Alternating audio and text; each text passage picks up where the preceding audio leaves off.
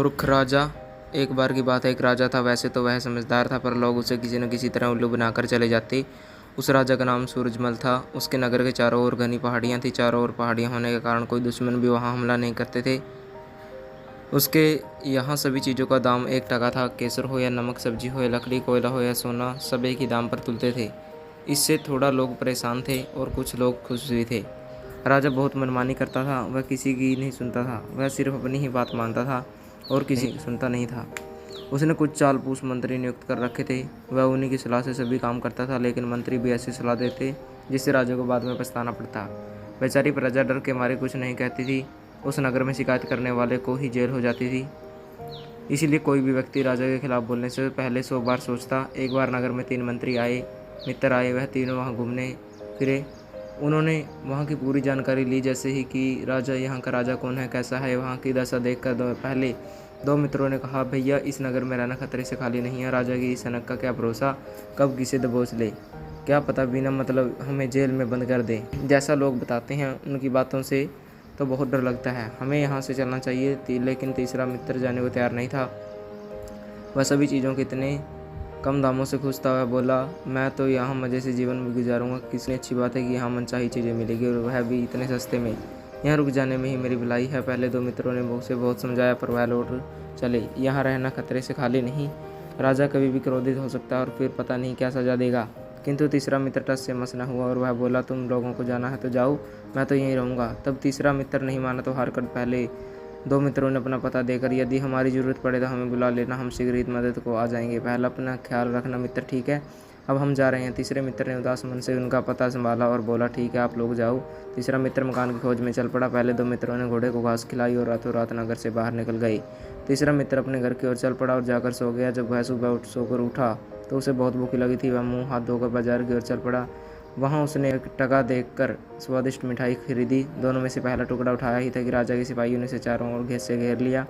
यह देखकर वह बहुत डर गया। हुआ यूं ही कि पिछली रात राजा के महल में चोरी हो गई थी। राजा ने आदेश दिया, जो भी अजनबी नगर द्वार से भीतर आया है, बेशक वही चोर होगा, उसे फांसी पर लटका दो। सिपाहियों ने उस लड़के को देखा और एक सिपाही बोला, यह तो एक अजनबी है, इसे ही ले चलते हैं। दूसरा बोला, हाँ भाई, मुझे भी यह चोर जैसा ही लगता है, और वह उसे राजा के पास ले गए। अब तो तीसरे मित्र की जान पर बन आई। वह बहुत ज़्यादा डर गया और उसने राजा से प्रार्थना की, किंतु राजा ने उसे अनसुना कर दिया और उसको कुछ दिनों के लिए जेल में डाल दिया।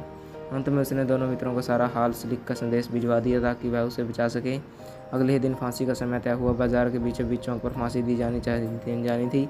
सारा शहर अजनबी चोर को देखने उमड़ पड़ा। सभी लोग उत्सुक थे चोर को देखने के लिए। राजा भी पालकी पर सवार होकर पहुंच गया। तभी तीसरे मित्र के पास एक खत पहुंचा। वह दोनों मित्रों ने लिखा था। तीसरे ने खत पढ़ा और फाड़कर चबा गया। कुछ ही देर में दोनों मित्र भी वहां पहुंचे।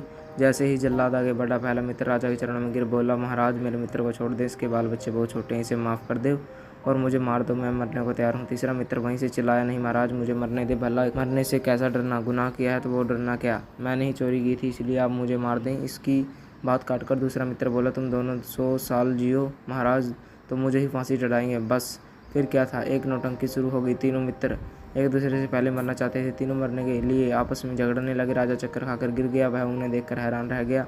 वह कभी एक मित्र की ओर देखता तो कभी दूसरे की ओर। बहुत देर तक ऐसा ही चलता रहा। नगरवासी इस तमाशे को देखकर हैरान थे कि कमाल है, इन तीनों को मौत का डर ही नहीं है।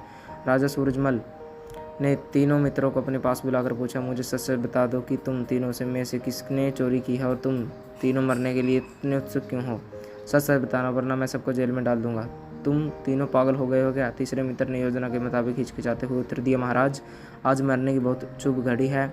इस घड़ी में मरने वाला सीधा स्वर्गलोक जाएगा, इसलिए हम लड़ रहे हैं। ये दोनों चाहते हैं इन्हें स्वर्ग मिले, लेकिन मैं ऐसा नहीं होने दूंगा। मैं पहले मरकर स्वर्ग लूंगा। यह सुनते ही सूरजमल का पारा 7वें आसमान पर पहुंच गया और वह ऊंची आवाज़ में बोला, मेरे मंत्रियों, शुभ घड़ी में मरने का सबसे पहला हक राजा को मिलना चाहिए।